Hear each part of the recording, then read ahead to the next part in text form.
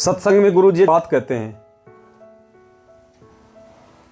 कि कोई जीव मेरे से नाम दीक्षा लेके अगर विचलित हो जाएगा, नाम को तोड़ देगा, खंड कर देगा, 2 4 5 साल भक्ति करी, मरने के बाद तो नाम की कमाई मिलनी है उसको, विष्णुपुरी में चला जाएगा, ब्रह्मा लोक में चला जाएगा, शिव जी के लोक में चला जाएगा। तो एक वाणी में क्या कहा था परमात्मा ने, अगर वहां जाने के बाद भी अगर इस आत्मा के अंदर अगर भक्ति की चाह होगी और ये अगर ये पछताएगा कि हे परमात्मा मैं तो गलत जगह आ गया, मुझे निकालो यहां से, तो वाणी के माध्यम से क्या कहा परमात्मा ने, कुछ ऐसी वाणी है परमात्मा की, विष्णु लोक चाहे ब्रह्मापुरी में होय, हमरे गुण भूले नहीं तो आण छुटाऊं तोय। ऐसी वाणी है ना परमेश्वर की। इंद्र कुबेर ब्रह्मापुरी चाहे विष्णु लोक में होय, हमरे गुण भूले नहीं तो आण छुटाऊं तोय।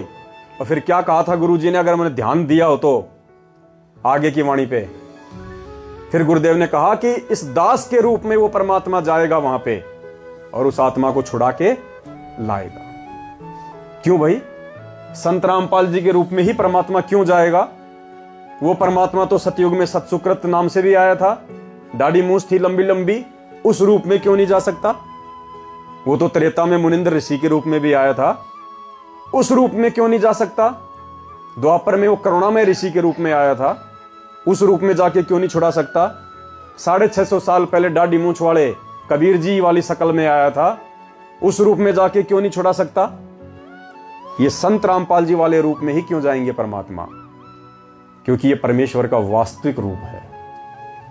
यही रूप है परमपिता परमेश्वर सतगुरु रामपाल जी भगवान का सतलोक में। ये वास्तविक रूप है परमेश्वर का। इसीलिए परमात्मा कहते हैं साधु दर्शन राम का मुख पे बसे सुहाग, और दर्शन उन्हीं को होते हैं जिनके पूर्ण भाग। परमात्मा के दर्शन, इसलिए परमात्मा कहते हैं कि हे पुण्यात्माओं, तुम्हारे पुण्यों का कोई हिसाब किताब नहीं लगाया जा सकता कि तुम कितनी पुण्य कर्मी आत्मा हो, धन्य है तुम्हारे माता पिता, क्योंकि वास्तविक रूप है ये परमात्मा का। ये सतलोकी रूप है गुरुदेव भगवान का।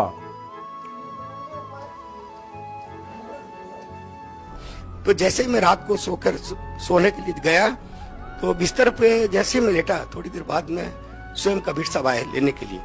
तो मैंने देखा स्पष्ट रूप से, तो मैंने कहा ये कौन है? तो मैंने उनसे पूछा कि आप कौन है? कि अच्छा बेटा बताओ मैं कौन लग रहा हूँ आपको? मैंने कहा आप कोई भगवान ही लग रहे हैं। अरे मैं भगवान ही तो हूँ। मैंने बहुत ध्यान से देखा कबीर साहब के गोल्डन कलर के हेयर, सुनहरे बाल और रक्त वर्ण उनका, और वो जिह्वा से नहीं बोल रहे, ध्वनि से उनसे बात हो रही थी मेरी। तो मैंने उनसे थोड़ा प्रश्न पूछना चाहा। मैंने कहा उन्होंने मेरे को टोपी उतार के मेरे को बताया कि मेरे को ये 2 गुप्त मंत्र हैं, तत् और सत मेरे को दे दो। तो मैंने कहा परमात्मा, ये अगर आप परमात्मा है तो ये मेरे पास नहीं है कि मेरे पास है। आप ऐसा करो बरवाला आ जाना।